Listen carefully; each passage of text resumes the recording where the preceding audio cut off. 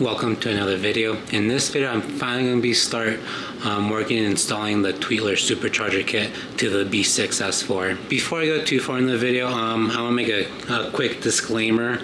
I don't know how long video series it's going to take, because if you remember back in the day when I installed the previous Supercharger kit, the link right there, I had it in different sections. I think I did the plumbing, then hardware, then the actual Supercharger itself, and then electronic or tuning stuff wise. So I had an idea in my head how many chapters or different videos, but with this it's going to be a little bit different because there is no instruction manual on putting this thing together. A lot of it's going to be based off of with past conversations with Rita and I, past pictures, messages and stuff like that as my guide, and then any upcoming questions that I have during the install process. So I ended up having to backtrack. So I had the water tank installed, and I was doing the oil relocation tank just to find out that the hoses need to run below the water tank and come out through here,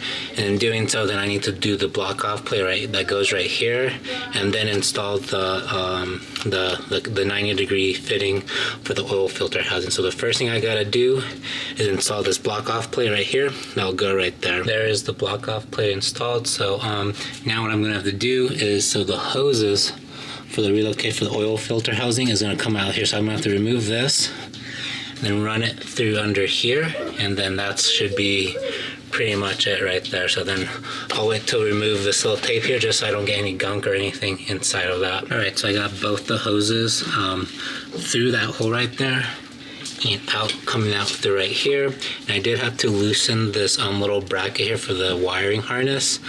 But then yes, so now this is where that 90-degree a 90-degree connection that connects from here to here. So I'm gonna go ahead and do that next. I do have the new O-ring right there, the figure 8 O-ring, and again I did put an O-ring for this block off plate, and here's that 90 degrees, so where the threads go. So this is going towards the oil filter, and this bottom part is going right here. So right now, before I actually mount the oil filter housing in the water tank, first I need to I just placed it in place, just have an idea of where. So see where that bottom, this 90-degree bend is down there. So that's going to be sending water to the water pump, which will be somewhere around this area. So I have to drill a hole through the right here.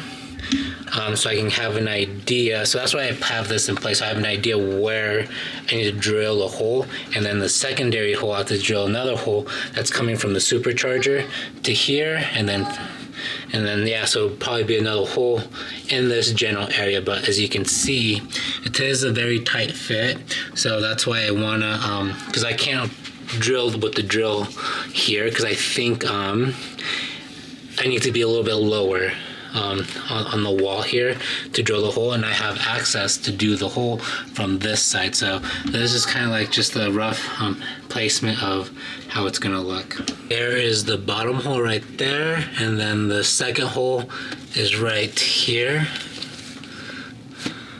So yes, so now that those holes are drilled, you can see there's a lot of metal shavings. So I'm gonna go ahead and vacuum that out. And then once I get that all cleaned up, I can start placing parts where they actually, so I can actually start bolting this onto the frame now. Okay, so there is the relocation of the oil filter housing.